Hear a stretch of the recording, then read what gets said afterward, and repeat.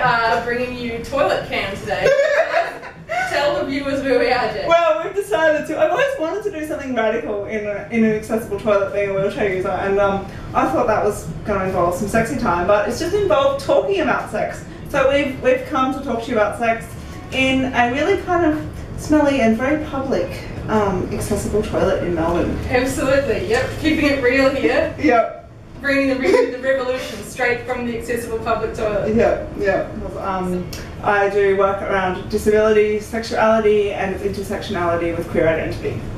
So yeah. And you run a workshop called Fuckability, which I have gleefully attended. Unfortunately, only once. Hopefully, I'll get a chance to go again. But tell us a bit about the workshop Fuckability that you run. Yeah, well, it looks at disability and sexuality primarily. That's its main focus. And so it looks at why being sexual in a non-normative body is a radical act in this society. And so it looks at things like sexual confidence and how to develop that as a person with a disability, and what the intersections, what the similarities are between disability identity and queer identity as well. Mm-hmm. And so what do you think the similarities are between disability, queer identity, and how does that interact with sex? Yeah, well, I think that often growing up with a disability or even acquiring a disability later in life, it's really difficult to feel positive about having a disability in a society which often views disability as a really negative thing.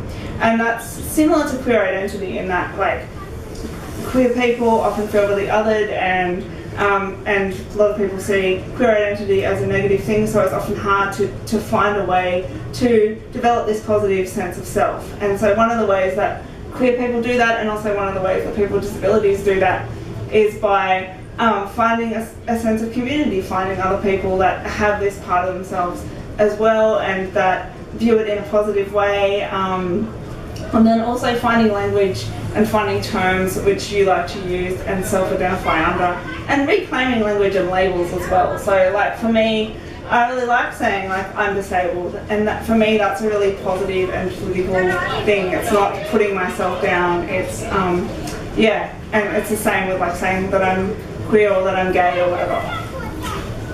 So I know you feel strongly about sex education for young people with disabilities. Yeah. Can you tell us a bit more about that? Yeah, well, I think there's a real big need for it. There's hardly any good sex ed anyway for anyone.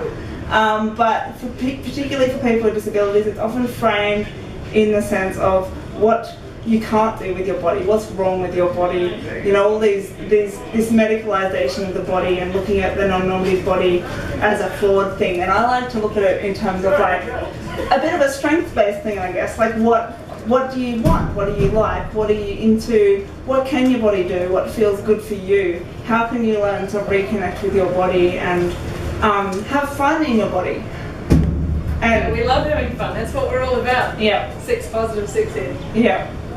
And I know that perhaps masturbation is something people can do to feel more positive in their body. Do you have any thoughts on that? Yeah, I think particularly for young people and anyone, I think your biggest ongoing relationship in your life is with yourself, and that includes sex with yourself. And I think often masturbation is kind of seen as something you do when you don't have a partner, or something you should do and feel a little bit ashamed of. But I think it's really fundamental to feeling confident and knowing yourself, and particularly knowing yourself as a person with a non-normative body and getting to know what feels good for you and what you want and what you like in your own body with yourself. And then from there you'll feel more confident, or I certainly did feel more confident then when I had sexual partners going, I want to try this, I'm into this. And also sex toys, I found, is really... Sex toys, yeah. Sex toys were really fundamental in making me feel comfortable in my own body, and also when I brought someone home, having a bag of tricks that I could bring out and go,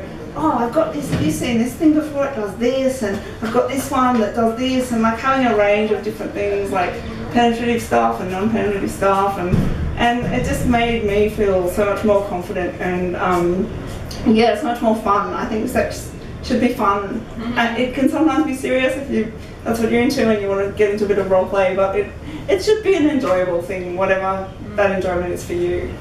And I think that we're not taught ways in which to reconnect in a positive way. So personally for me, I had a lot of interventions on my body as a young person. And so I had this really big disconnect between how it was to feel in my body and how it was to be sexual in my body, but also how it was to feel emotions and how it was to move in my body, and what I thought I should feel and how I thought I should move and be. And so when it came to going through puberty and becoming a sexual person and getting crushes on women at the same time and going through all that, like I had this real big disconnect between how I actually felt and how I thought I should move and feel. And so for me, I think masturbation and learning how to work out what felt really good and what I wanted, and that was really fundamental in just starting me feeling better about myself, and then also learning how to ask for what I wanted from someone else. I think as women, as queer people, and as people with disabilities, there's a lot of shame or a lot of shyness around like being really clear with a partner about, actually I want to try this, or actually I don't want you to do that, or nah, I'm not up for that thing. Like, and so learning what I wanted and having toys that I could play with and feel confident with has been like really fundamental in terms of like me feeling good. What would you like to see as the future for sex and disability, particularly sex and disability and queerness? I guess I would just like to see the media portrayals of people with disabilities in general change, so that we're shown living full and interesting lives. We're not shown in these kind of stereotypical ways of like, you know, our lives must be full of misery and pity, or like, you know, or we're overcoming our disability. I want to get away from these like polarized stereotypes, and that we're shown as like, you know, parents if we want to be, and radical queers if we want to be, and people with interesting jobs, and people that are at university. I want to see like how we're portrayed in the media really open up, and particularly in relation to sex. I want to see like people with disabilities having heartache and having beautiful, lovely times with people, and having children, and having all these things that you see able-bodied people doing. I want to see that happening for us, and I think one of the big ways that change will really occur is through the media, but also through changes in how the built environment is built, so that there's more physical access for people with a range of disabilities, and less stairs and less inaccessible trams and more accessible housing and stuff. And I think when those structural changes happen, we will start to really see the stereotypes and the perceptions of what people with disabilities can do and what it means to have a non-normative body really shift to being one that is far more inclusive, and you will see, you know, like I want to be able to get into nightclubs, I want to be able to go wherever my friends are going, I want to be able to get on a tram and catch that tram wherever in Melbourne. I don't want to have to worry about whether or not I can get on or get off. And I want to be able to go to kink clubs and be able to get there. And when I get there, I want to be able to be seen as just as spiffy and sexy and open for a good time as any other person in the club. And I think that often spaces are so inaccessible that if I do manage to get there, that people are like, wow, you know you're at a queer night, and I'm like, look at me. Yes, I know that I'm at a queer night. So there's often this surprise if you do make it into space that you're there at all. And I want to really see that change. When you do your workshop, Fuckability, what are some of the questions you most commonly get asked? I guess I get this, people are a bit surprised, that that there is a workshop on disability and sexuality, that they don't really know what to expect, that they think that, I've had people think that it's just going to be me talking erotically to them for like an hour, so that I'm going to be like, no holds barred, this is like totally how I do it, and I'm going to like totally let you in there. And so they either expect like a whole lot of like explicit material, or talking about disability in a political way in terms of like the social model of disability, so how disability is socially constructed. They get really kind of surprised at that. And often that's the biggest thing people take away is viewing disability not as a flawed body, but as a society which excludes particular kind of bodies. But I'll still get asked really kind of a little bit of invasive questions around like, so can you feel your legs, and you know, can you have an orgasm by touching your nipples, and like just things that are like, man, we're not going to go to bed together, like this, you know, I don't really need to tell you exactly how it is to have sex in my body. Yeah, so I think there still is this underlying assumption that like people with disabilities are there for able-bodied people's curiosity, and you should give as much personal information away about your body as you can so that someone else can feel comfortable having a conversation. And I think, sure, like I'll talk to you about those things at 2 a.m. if we're in bed together, because that's hot and that's what we're there for, but I'm not going to talk to you at like 3 o'clock in the afternoon if like this is the only conversation we're ever going to have and I don't really think you're that spiffy. Like, no. Yeah. Like people feel they have some kind of right to ask people with disabilities about their bodies in a way they wouldn't ask able-bodied people maybe. Yeah, I definitely think so. And like I was talking to you before and I said I think it's similar but different in terms of the way that women in society get sexist comments about their bodies. Like like men, generally cis men, think it's okay to say particular things to women. And I think disability, the non-normative body, it seems okay for a lot of able-bodied people. They think it's fine to like then ask us about the intimate things about our bodies in ways that they wouldn't someone else. And yeah, so that's the main thing I would say to people who are looking to be like an ally or be more supportive of disability rights is just don't be a toss bag. Like basically, just like have a little bit of respect and realise that, you know, that burning question that's on the tip of your tongue, I've probably been asked like weekly for my whole life, so it's quite a boring question for me. Like, ask me how I dye my hair this colour. Like, let's get started from there and we'll move on to that later if you really need to go there and I think you're hot. But like, other than that, yeah. Do you think that, I guess, when people might be curious about people with disabilities, that's not necessarily a bad thing. Like maybe they're trying to expand their knowledge and get educated, and it could be very positive.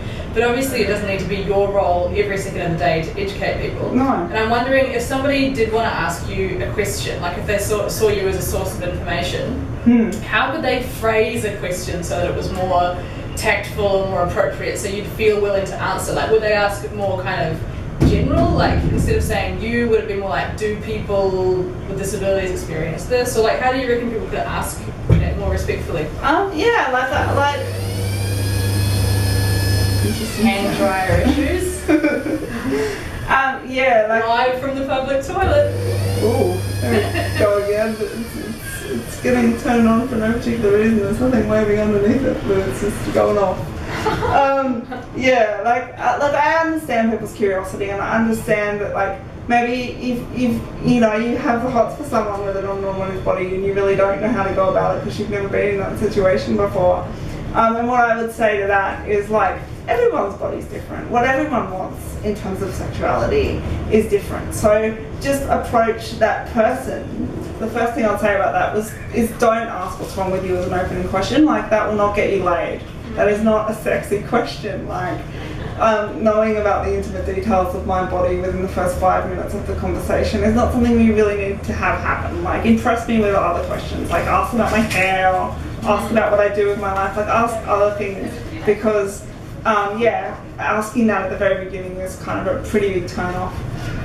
So I think, yeah, just being respectful of the person with a disability will tell you about their experience of their body and what that means for them at some point, you know, like it doesn't have to be right at the beginning to satisfy your curiosity. And I think, yeah, I don't know what else to say. I want you to tell us a bit more about sex toys. So you mentioned sex toys earlier as possibly something people can use either in masturbation to get more familiar with their own body and what they like, but also that can kind of facilitate partnered sexual encounters as well. Yeah.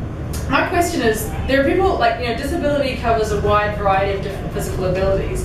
So how, like, what kind of sex toys can be used easily by people with different abilities or disabilities?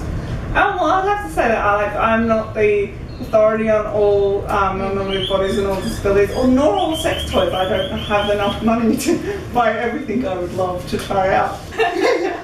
I guess I didn't phrase my question well. I guess what I meant was, in terms of sex toys, what should we be mindful of that might make a sex toy more easy or more difficult for a person with disabilities to use? Well, I guess like for me, when I first started buying them, and for a lot of people as well, is there's this assumption that like sex toys are going to be like penetrative sex toys, and so for me, finding ones that weren't like massive and didn't scare the hell out of me was really like fun, and also finding ones that were like non-penetrative at all. So like, I don't know, you know the technical names of them all, but like the little palm, the Lalo, Lily, and the WeVibe Touch, the sort of palm ones that are held in the palm of your hand. Yeah, and that you can just use for like outside play on your body, wherever.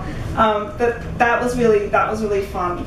And so things like that, I think having a variety of shapes would mean that people with different kinds of dexterity and different kinds of what they want on their body, they can use those kind of things, is really important and is really great as well. And also like looking at the buttons on things before you buy them, because I know like a few of my favourite toys, they're freaking awesome, but like it's really easy to press the wrong button right when you don't want to. So like, just really checking stuff out before you purchase it in terms of like how it's going to actually work for you. Thanks so much, Jax, for sharing all this information with us today and talking about the intersectionalities between sex, disability and queerness. It's been very interesting and informative. Thanks so much. Jax does the workshop Fuckability. Google it. We'll get along to a workshop soon. Cool, thank you very much. It's been really awesome to do something radical in an accessible toilet for once. Here we are live from the accessible toilet. Thank you very much. Bye.